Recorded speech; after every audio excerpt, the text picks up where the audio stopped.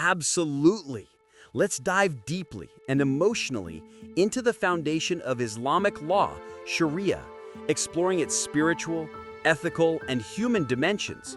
This will not just explain Sharia, but make you feel its heartbeat as it shaped lives and societies. Sharia, the living law of the heart and society. Imagine the Arabian Peninsula in the 7th century. The desert stretches endlessly. Tribes roam with their own customs, and life is harsh, uncertain, and often unjust. People live by oral traditions and tribal norms, but the gap between justice and survival is wide. Amid this environment, a voice rises, a voice calling for ethics, justice, and divine guidance. This voice belongs to Prophet Muhammad, peace be upon him.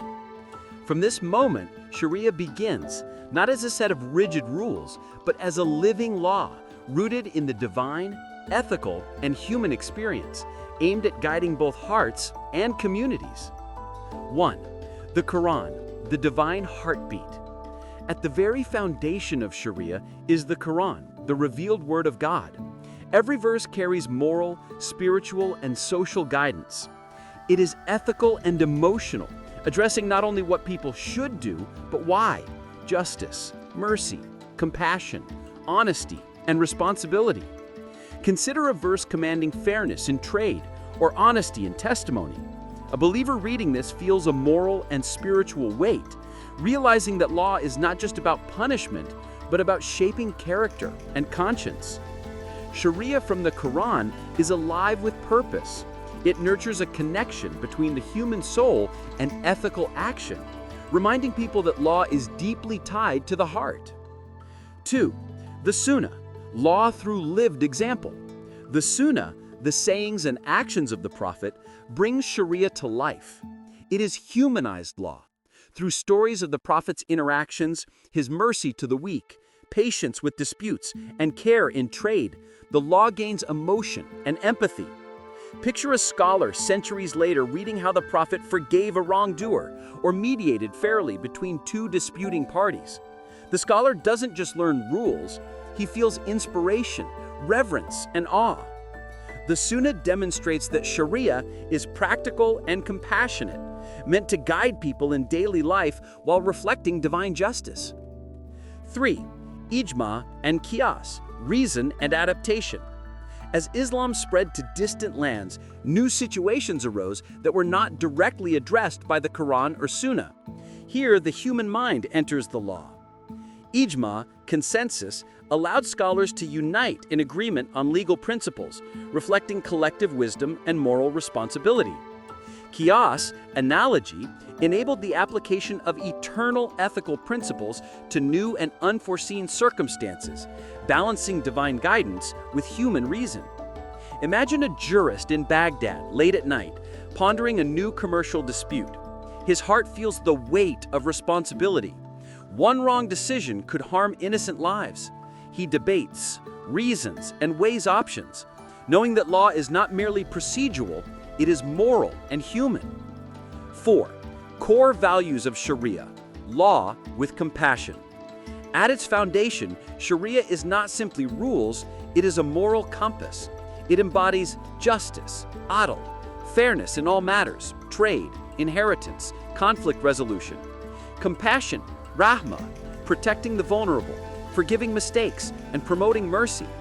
Accountability, taklif, encouraging personal responsibility, ethical conduct, and community welfare. Balance, mizan, harmonizing individual rights with society needs, ensuring law serves humanity holistically. Feel the emotion. Every ruling, every principle aims to balance divine command with human well-being, cultivating a society where law touches hearts as well as actions. 5. Sharia as a living tradition. For centuries, Islamic scholars lived and breathed Sharia. Judges, al-Qadis, applied it in courts with care, knowing their decisions affected families, livelihoods, and futures. Teachers transmitted it to students, not just as doctrine, but as a way of living ethically and spiritually. Communities relied on it for guidance, finding structure and moral clarity in uncertain times. Picture a judge deliberating over an inheritance dispute, heart heavy with empathy. He remembers the Quran's guidance, the Prophet's example, and centuries of scholarly consensus. Every decision is an act of moral courage and compassion. Islamic law, at its core, is a covenant of heart and society, guiding not only actions, but minds and souls. It teaches that true law is ethical, compassionate, and profoundly human. Legal institutions and administration. How legal institutions and administration helps to Islamic empires influenced modern law. In the vast lands once ruled by the Islamic empires, justice was more than a system. It was a sacred trust. From the busy streets of Baghdad to the shining courts of Cordoba, the pursuit of fairness shaped every layer of governance. One of the most remarkable creations was the Qadi court. A Qadi was a judge who applied Islamic law with wisdom, compassion, and a deep sense of duty. These judges weren't agents of kings. They were servants of justice, independent in their decisions and respected for their integrity. Their work became the foundation for the modern judicial system, where judges are expected to be impartial and guided by law, not by rulers or power. Then there was the Hisbah, an office that watched over public morality and marketplace honesty. The Muqtasib, the market inspector, made sure traders used fair weights, treated customers honestly, and followed ethical practices. This early form of market regulation eventually inspired what we now know as consumer protection laws and business oversight institutions. Another extraordinary institution was the Waqf, or charitable endowment.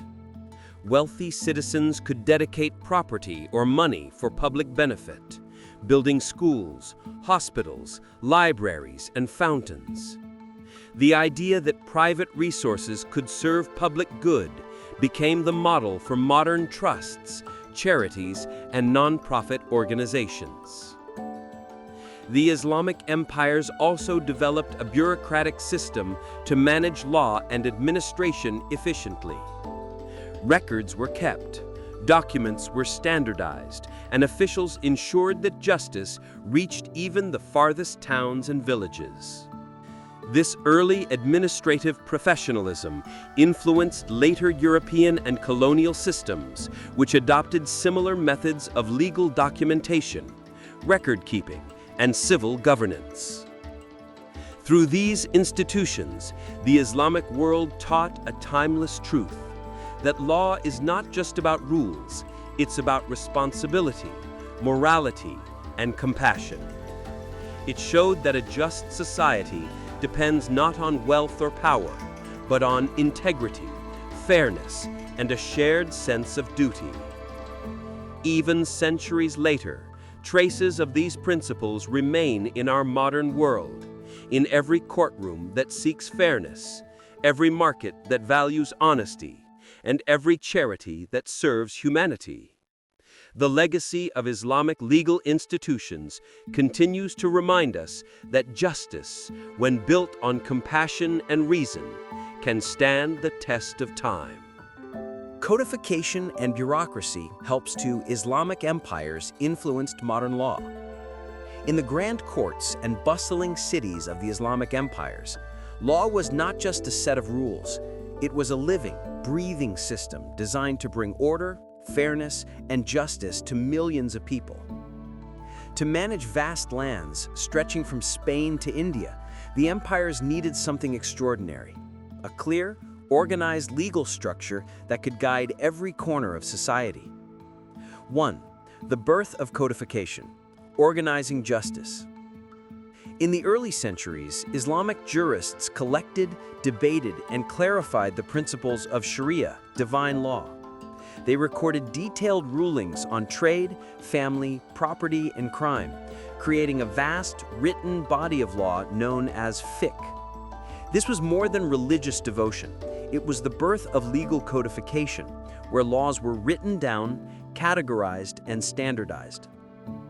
Over time, these principles were compiled into accessible legal manuals used by judges and administrators. This process of turning scattered rulings into organized codes laid the foundation for what we now call modern legal codification, the structured, written laws used in nations around the world. The most famous example came much later in the Ottoman Empire, with the creation of the Majella, or Majella, in the 19th century. It was a civil code based on Islamic jurisprudence, carefully written in a modern legal format.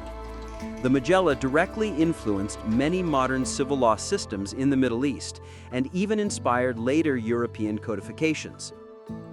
2. The rise of bureaucracy, building a legal network. But codification alone wasn't enough. To make the law work, the empires built a vast bureaucratic network, the machinery of justice. Trained administrators, scribes, judges, and inspectors carried legal authority across thousands of miles. They recorded contracts, property deeds, tax registers, and court rulings with meticulous care. This attention to record-keeping and documentation made the Islamic empires among the most organized administrations of their time. It allowed justice to be consistent, predictable, and transparent, qualities that remain at the heart of modern legal systems. Bureaucracy also helped separate religious law from state regulations. Rulers could issue qanun, secular administrative laws, to address political, financial, and criminal matters not directly covered by Sharia.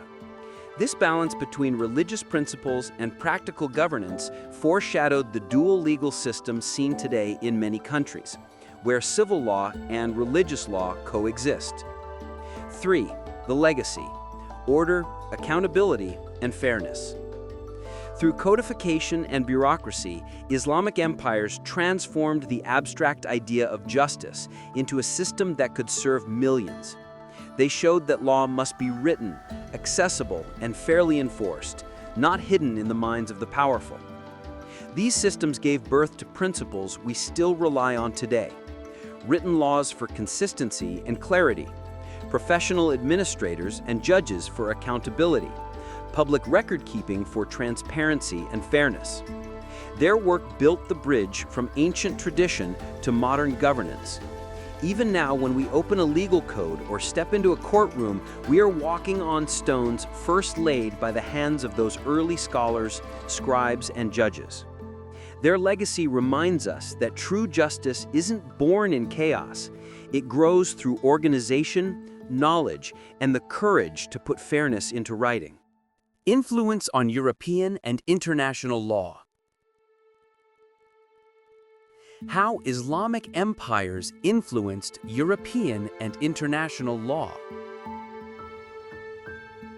When we talk about justice today, fairness in courts, contracts between nations, or the rights of every human being, we are in many ways echoing the wisdom of centuries past. Among the greatest teachers of these principles were the Islamic empires, whose reach and intellect bridged continents and inspired the birth of modern legal traditions. During the Middle Ages, when much of Europe was still emerging from political turmoil, cities like Baghdad, Cordoba, and Damascus were shining centers of learning.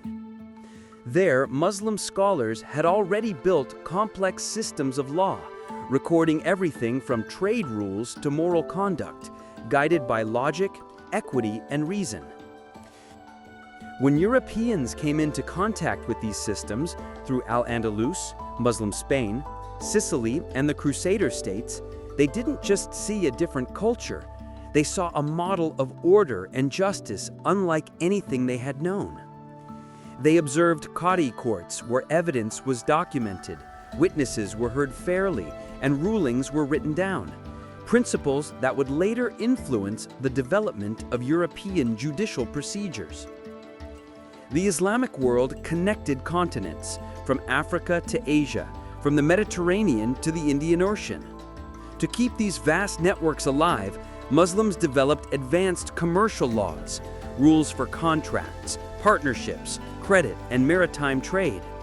These ideas slowly found their way into European mercantile law, laying the groundwork for modern international trade regulations. Even the concept of treaties and diplomacy in international law carries echoes of Islamic principles. Islamic jurists had long recognized the importance of peaceful negotiation, treaty rights, and protection of envoys, ideas later formalized in European diplomatic law and the Geneva Conventions.